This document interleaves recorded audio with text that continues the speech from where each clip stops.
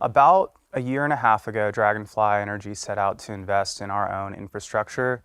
And the goal of that infrastructure was to have an in-house understanding, comprehensive, of lithium-ion batteries. Everything from fundamental materials and chemistries associated with those materials to cycling test cells, prototyping test cells, implementing them in packs, and getting the feedback from customers in the field.